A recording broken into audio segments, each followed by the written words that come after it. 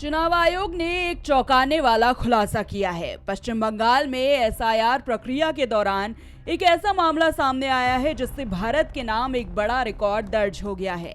बंगाल के एक व्यक्ति ने 389 बच्चे का पिता होने का रिकॉर्ड बनाया है। सिर्फ यही नहीं बल्कि एक दूसरे व्यक्ति ने भी 310 बच्चे का पिता होने का रिकॉर्ड बनाया।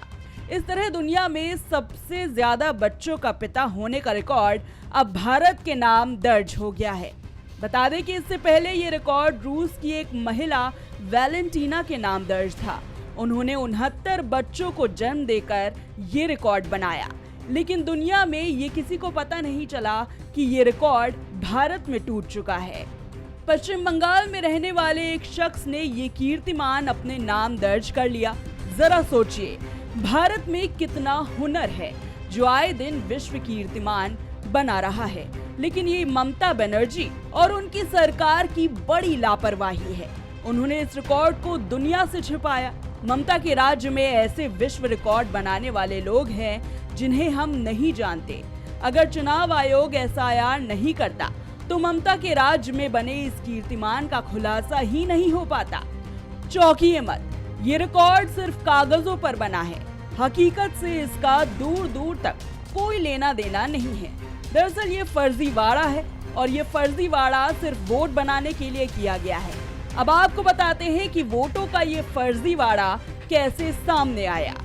दरअसल चुनाव आयोग पश्चिम बंगाल में मतदाता सूची सत्यापन यानी एसआईआर अभियान चला रहा है। इस दौरान ईसी ने ऐसे तथ्य जुटाए जिसने सबको चौंका दिया।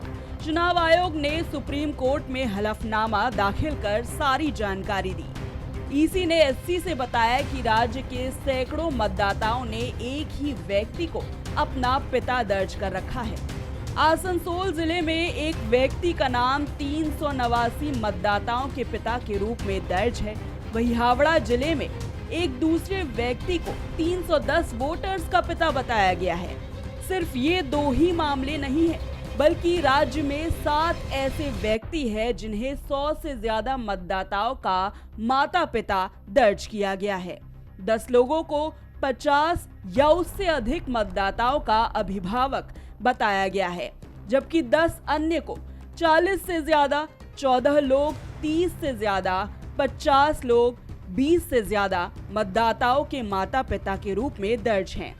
इसके अलावा 8,682 लोगों को 10 से अधिक, 2,06,056 लोगों को 6 से ज्यादा और 4,59,054 लोगों को 5 से अधिक मतदाताओं का माता पिता दिखाया गया है।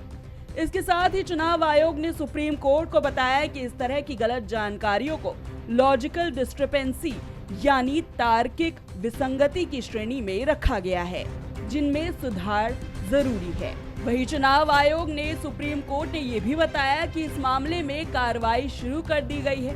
संबंधित मतदाताओं को नोटिस जारी किए गए हैं और उनसे सही जानकारी मांगी गई है ताकि ये पता लगाया जा सके कि कोई धोखाधड़ी या गलत मैपिंग तो नहीं हुई है। इसके अलावा 4 और गड़बड़ियां सामने आई है। इनमें 2025 की वोटर लिस्ट में रजिस्टर्ड नाम का 2002 की एसआईआर लिस्ट से मेल ना खाना, वोटर और उनके माता पिता की उम्र में 15 साल से कम का अंतर, 50 साल से ज्यादा का अंतर या वोटर और उनके दादा दादी की उम्र में 40 साल से कम का अंतर शामिल है। वहीं बंगाल में एसआईआर प्रक्रिया में हुए इन खुलासों ने वोटर लिस्ट की विश्वसनीयता पर गंभीर सवाल खड़े कर दिए हैं। चुनाव आयोग का कहना है कि वोटर लिस्ट को पूरी तरह से सही और पारदर्शी बनाने के लिए इन गड़बड़ियों को दूर करना बहुत जरूरी है। चुनाव आयोग के आंकड़े वाकई बहुत चौंकाने वाले हैं।